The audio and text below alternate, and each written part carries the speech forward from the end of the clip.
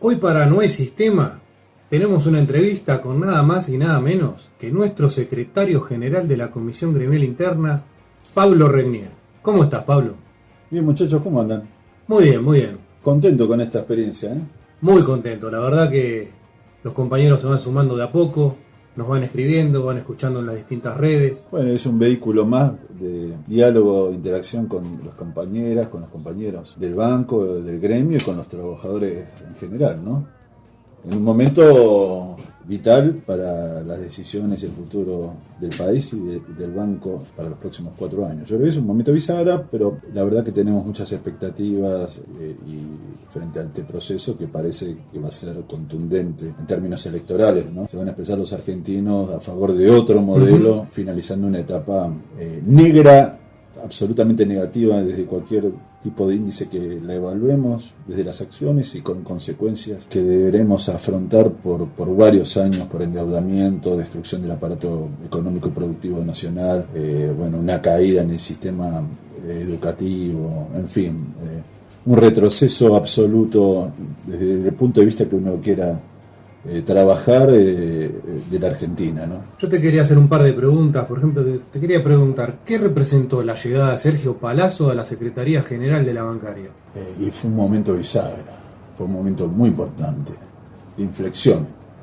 Yo creo que si bien las cosas, los procesos no son tan rígidos, sino que son graduales de transformación, me parece que la llegada de Palazzo incorporó otro modelo de representación, otro modelo de acción gremial, otro modelo de negociación con resultados que están a la vista. Nos hemos constituido de ser un sindicato con serios problemas, con denuncias, con rencillas internas, con denuncias mediáticas, con hechos traumáticos, con justamente, no lo sé, pero al final de cuentas tener un secretario general que estaba privado de su libertad.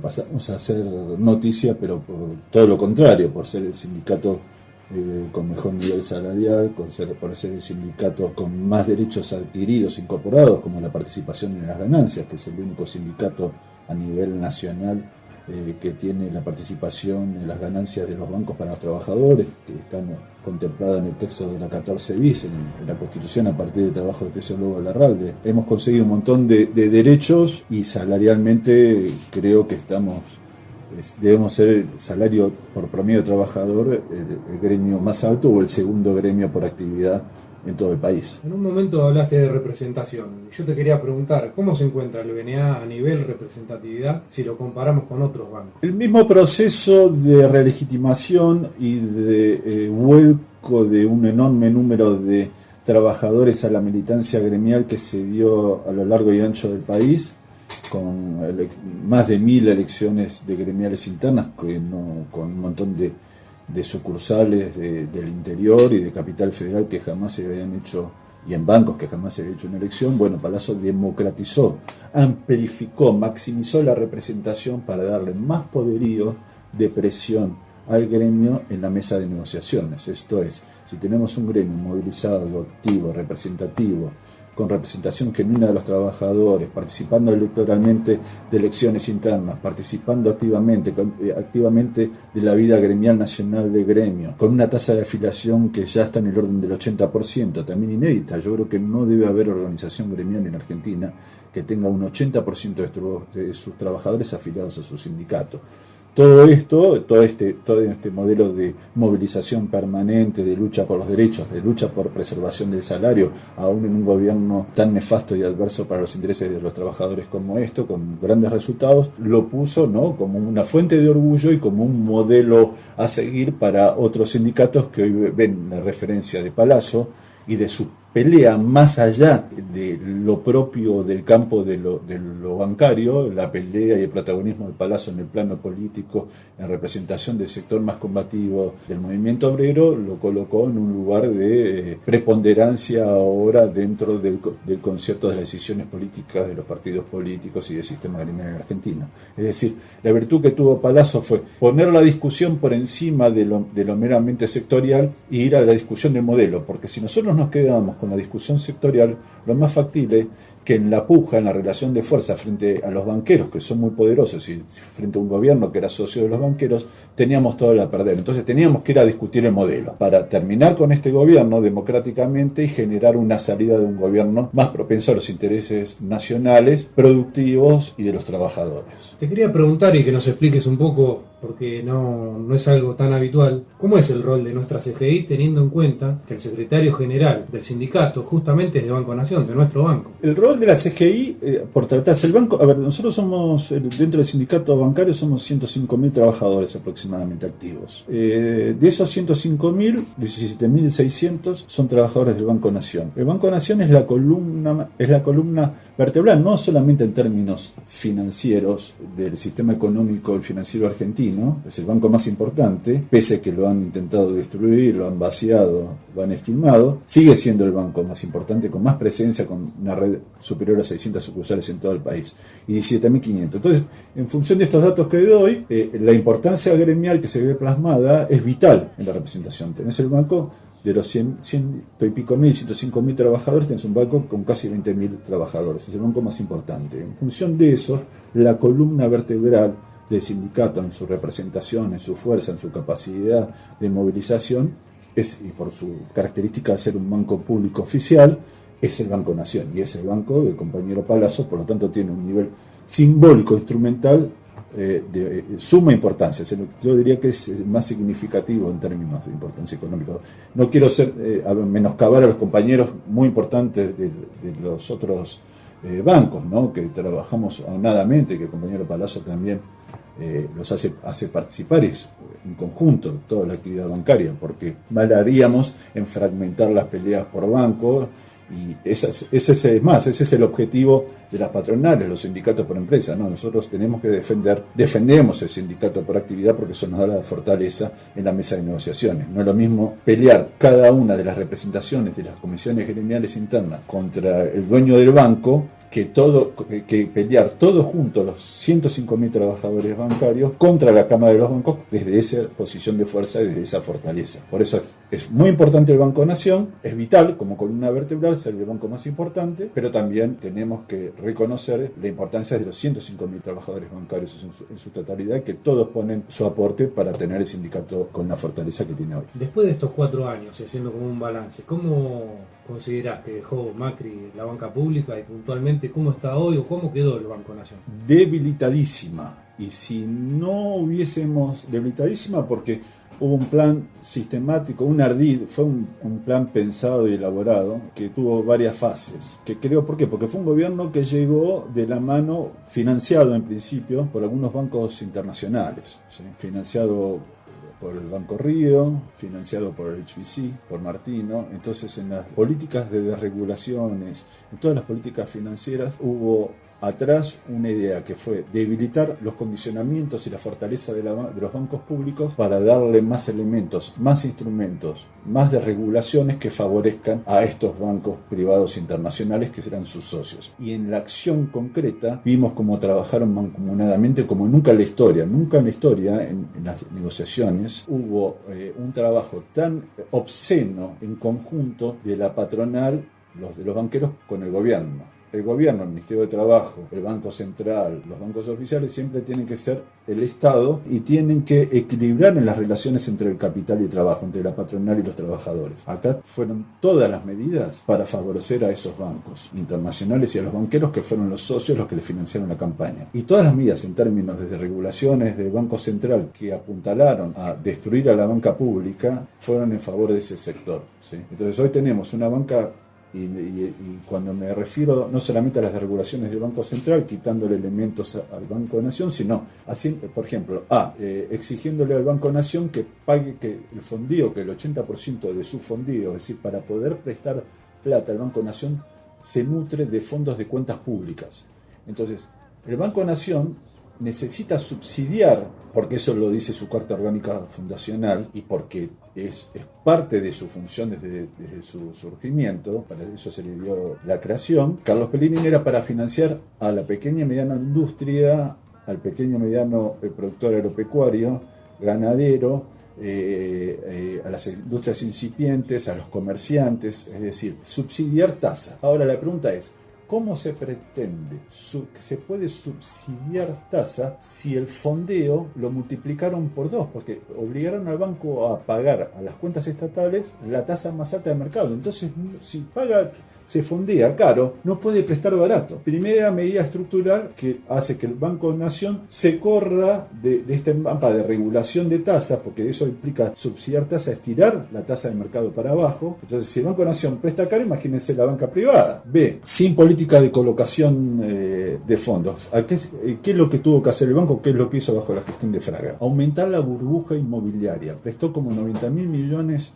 de dólares en términos de créditos hipotecarios. Esos créditos hipotecarios eran para viviendas usadas o nuevas. En general fue para viviendas usadas. Por lo tanto, no reactivó el mercado de la construcción. Lo que hizo fue engordar el mercado inmobiliario, aumentar el nivel de las propiedades o el precio de las propiedades frente al aumento de la demanda, pero no generó reactivación productiva del mercado de la construcción, ¿sí? Entonces, endeudó al banco. Ahora el banco ha prestado 90.000 millones, que vaya a saber con estos créditos suba, cada vez la tasa de cobrabilidad es más alta. Por lo tanto, también lo expone, lo hace más vulnerable.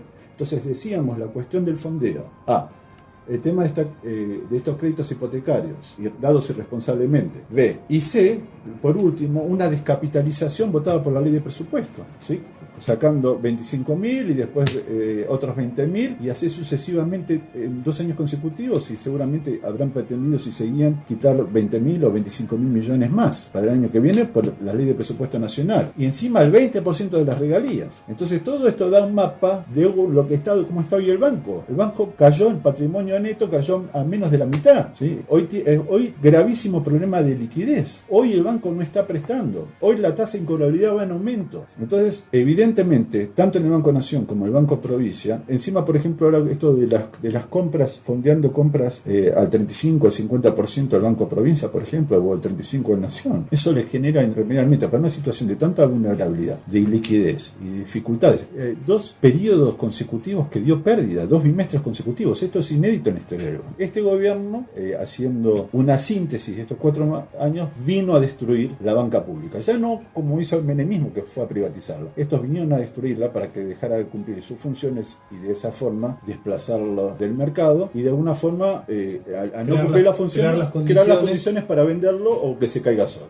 ¿Qué expectativa se abre ahora con el posible triunfo de Fernández? Las mejores en términos que se va este gobierno, que iba a ser directamente el acta de función de la banca pública y de las organizaciones gremiales, porque iban a terminar la tarea. O sea, ya ahora no había más verso, no había más promesa de levantar el impuesto a las ganancias. Ya ahora ya iban a hacerlo todo mucho más rápido. Entonces, de ese lugar, la amenaza latente que teníamos, por eso tanto trabajo político del compañero Palazzo, que muchos compañeros nuestros no comprendieron. La gravedad de la situación que exigía que el compañero Palazzo salga a dar la pelea política, porque estaba en juego nuestra actividad. Estaba en juego los bancos públicos, estaban en juego las desregulaciones y el achicamiento pavoroso del sistema financiero que está ocurriendo a nivel mundial con la Finitech. Hay proyecciones de una caída del nivel laboral de las plazas de compañeros de estos 105.000 a que iban a bajar por decenas de miles en los próximos 5 años por los cambios tecnológicos y por resultado de estas políticas de regulación del Banco Central, ¿sí? Entonces el riesgo era muy grande y había que tomar el toro por las astas y había que participar en el proceso político. Muchos compañeros dicen, no, pero están participando el sindicato. No, es que si no hacemos esto, si no defendemos nuestra actividad, si no defendemos la banca pública, desaparecemos, y ya lo han demostrado. Vinieron por todo. Ejemplo es lo que dije de cómo ha funcionado o cómo han esmerilado el Banco Nación. Por eso, y para no esquivar las expectativas, bueno, las mejores. Estamos acompañando a Alberto y creo que somos optimistas que va a recuperarse con mucho esfuerzo por el nivel de endeudamiento, por la precarización de la economía argentina, por unas tasas de inflación dificilísimas de bajar, de intereses también, toda la bicicleta financiera con las LELIQ y demás, toda esta situación. Va a ser difícil revertirla, pero va a requerir de la racionalidad, del consenso, el poner mucho de sí, de todos los sectores, en una mesa de concertación, de tregua, como dice el compañero Palazzo, para a ver si podemos elaborar las bases de otro modelo de Argentina y que la cosa empiece a levantar, aunque sea levemente, pero que todos los argentinos tengan mínimamente garantizadas las condiciones de comida, asistencia social, médica y educación. Mínimas, pero tenerlas. Este gobierno dejó un 30-40% de los argentinos totalmente afuera del sistema. Tenemos que volver a ingresar y para eso tenemos que, de alguna forma, ceder todos tal vez un poco en los primeros años de esfuerzo para sentar las bases y que el sistema se vuelva a recomponer y fundamentalmente por lo que a nosotros nos atañe, recuperar al Banco Nación. Y retomando el hilo de las expectativas, ¿cómo ves o cómo te gustaría que fuera conformada la nueva CGT, ¿no? Con respecto a la actual, que bueno, nos mostró mucho silencio, muy poca participación? Claro, bueno, yo creo que ha sido bastante triste la CGT oficial, la función durante el gobierno de Macri, tanto silencio, no quiero decir complicidad, error en el diagnóstico, en el dejar hacer. Ahí el compañero Palazzo, el Frente Sindical, con la gente de camioneros, con la Corriente Federal, con los muchachos de la CTA, han sido un bastión de la resistencia, ¿no? Y si no han avanzado más con la reforma laboral, no han avanzado más en un montón de casos, como en el caso del Banco Nuestro, si no han avanzado más en sacar los intereses de los créditos hipotecarios, las tasas bonificadas, si no han avanzado más con las corresponsalías, donde iban a abrir 1000 representaciones del Banco Nación sin trabajadores bancarios, si no han avanzado más con la designación de funcionarios externos, si no han avanzado más con un montón de cosas que tenían pensados avanzar, y porque le hemos puesto restricción a toda esa cuestión, es porque, bueno, ha habido un sindicato combativo y en este sentido gremios hermanados combativos frente a una posición de la CGT oficial que ha dejado mucho que desear. Espero que prime la racionalidad, perdón por la expresión, la buena leche de los compañeros que siguen en esos sindicatos y que haya un proceso, así como hubo un proceso de unidad en la política, que también la dirigencia sindical y los frentes gremiales converjan en una sola CGT, porque es lo que requiere la hora, ¿no? Los desafíos. La Argentina necesita unidad sin ceder en términos de ningún derecho, porque nadie habla de eso, pero sí converger en políticas de unidad nacional para que sientan las bases para la recuperación, ¿no? que haya una unidad nacional en función de eso.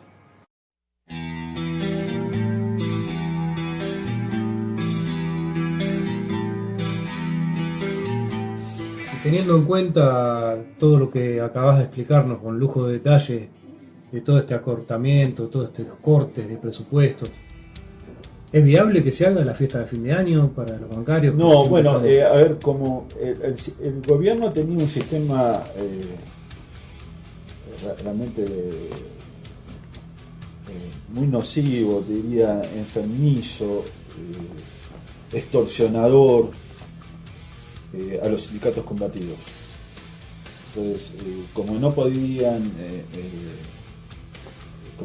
no podían disciplinarnos, porque sabíamos que estábamos atrás, que estábamos conscientes, con la convicción bien presente y con un nivel de compromiso militante y compromiso político por defender las bases de los trabajadores, los intereses de los trabajadores y todas estas cuestiones, las instituciones de los argentinos, los bancos públicos, la acción del Estado y demás. ¿Qué hacen ellos? Intentan extorsionarte, ya sea carpeteándote con denuncias judiciales, que son una parte de la burocracia judicial que siempre es oscilante de acuerdo al gobierno que toque, el sector de la justicia, que es autónoma, pero hay otro sector que es permeable a las presiones del gobierno. Entonces, ese sector de la burocracia judicial, siempre funcional a los gobiernos de turno, era un elemento extorsionador de presión a la dirigencia política y a la dirigencia sindical. Lo han hecho con algunos compañeros de otros sindicatos, de carpetear, meter denuncias en la AFI, en diferentes tipos diferentes tipos de instituciones, denuncias mediáticas, denuncias judiciales y demás, como no lograron, porque este es un sindicato ejemplo, no le encontraron a Palazzo, no lo pudieron capetear, no le encontraron absolutamente nada para extorsionarlo, para callarlo. Bueno, fueron por los fondos, entonces nos quitaron los fondos, ese 0,5 de los compañeros que no son afiliados, que son apenas un 20%. Además, generaron lo opuesto, los compañeros frente a esta extorsión, muchos se afiliaron, sí. Muchísimos se afiliaron y tenemos esa tasa del 80%. Bueno, pero no obstante, eso nos representa a nosotros un golpe, porque ese 20% es de compañeros gerentes, es de compañeros de altos sueldos, que no se afilian porque tienen hipotéticamente representaciones altas en los bancos, entonces tienen algún privilegio para afiliarse a su organización madre. Pero como son altos sueldos, el nivel de importe a nosotros nos repercute. Nosotros ya no tenemos representación en todas las provincias, tenemos seccionales, tenemos costos fijos, y que nos hayan mermado el 20-30%, eso fue un ataque exprofeso para quebrarnos, no nos pudieron quebrar. Pero la situación del país, más estos recortes, hace que nosotros seguramente tengamos que tomar medidas que no quisiéramos, pero que a la luz de las circunstancias del país como está, quizás tengamos que tomar medidas por este año, suspenderlo, porque no tenemos los fondos. Habrá algunas seccionales que quizás hagan las fiestas cobrándole a los compañeros, las seccionales que no las cobran, veremos cómo se puede hacer, pero seguramente en virtud de las dificultades del país y las que te mencionaba, por este año suspendamos algunas de las fiestas. Y la última pregunta que te quiero hacer, más que nada está dirigida a esos chicos que todavía no se animan o no están definidos. ¿Qué hay que tener para ser delegado? ¿Cómo lo podrías definir? Vocación. Algo del orden de la pasión y también algo del orden como toda pasión, de la racionalidad. Entonces tiene que sentirse hablando en la jerga callejera, el chico adentro, ¿no? Que siente la vocación por representar al otro, no ir por mero interés propio, personal, sino porque en esto, tanto en la política hay como se desvirtúa, hay como un concepto, un significante que está en torno a muchos de los diferentes discursos de los ciudadanos y de los compañeros. No, si están ahí es por interés, es por no laburar, por ser Exacto, algo. ese significante es una construcción. Pero es una construcción. Pero yo les puedo asegurar que puede haber un sector de esos compañeros que se lanzan, pero duran muy poco, porque no se sostienen, porque para sostener esta actividad que tiene cuestiones que realmente te llenan de orgullo, pero otras que son bastante tristes y difíciles de gerir. En general, esta es una actividad que implica un sacrificio, que es no compartir un montón de momentos con la familia. Nosotros podemos estar hasta 9, 10 de la noche con reuniones, en los momentos de conflictividad incluso llegamos 3, 4 de la mañana cuando estamos en el ministerio, tenemos viajes permanentemente para visitar en el interior, tenemos obligaciones, y todo esto implica una lógica que no es la convencional, la de la familia tipo, la de que el compañero que llega a las 6, 6 y media, 7 a su casa y puede abocarse a los temas familiares. Nosotros es como que tenemos invertido esta cuestión y muchas veces sacrificamos, y las víctimas son nuestras propias familias, de nuestros hijos, de nuestras parejas, que ven que tienen que tolerar y aguantar estas cuestiones, ¿no? De que nosotros abrazamos una actividad y esa actividad es mucho más demandante en términos de tiempo, de nervios, de dedicación, que los trabajos convencionales. O sea, yo diría, es al revés, y te podría decir que mi experiencia, la experiencia de muchos compañeros, muchas veces pagamos y con creces esta cosa.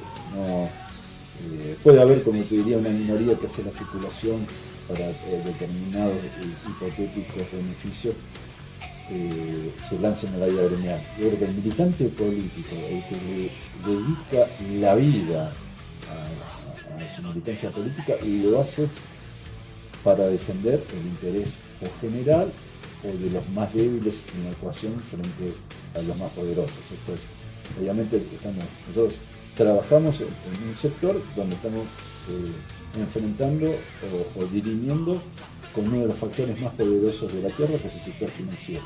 Acá diría muchas veces mucho más que el sector empresarial.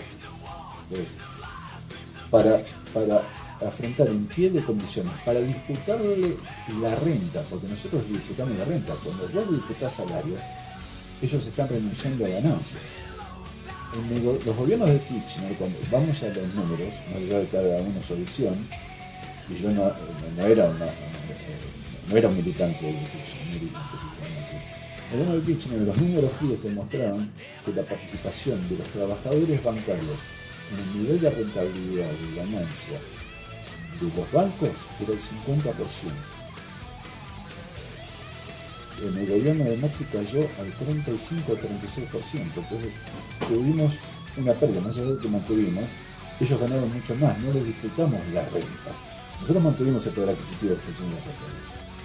Pero eso te está demostrando que no son todos los gobiernos los mismos, ni tienen los mismos efectos en los intereses, en los bolsillos y en los derechos de los trabajadores. Si en uno vos disputaste el 50% de la renta, era o porque no era tan alta la renta de los banqueros en ese momento, y era que tenías también un trabajo del gobierno, del Ministerio del Trabajo y del Poder Ejecutivo a favor del sector del trabajo para disputarle la renta salarial. Entonces ahí le hacías un efecto tenaza, ¿no? Las dos patas, la del Estado y la de los sindicatos, presionando sobre la patronal para sacarles los mejores acuerdos posibles y ellos de alguna forma tener que conceder o ceder parte de su ganancia.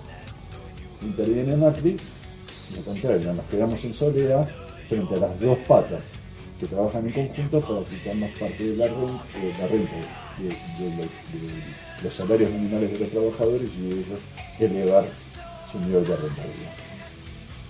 Bueno, Pablo, te agradezco mucho esta entrevista, tu tiempo.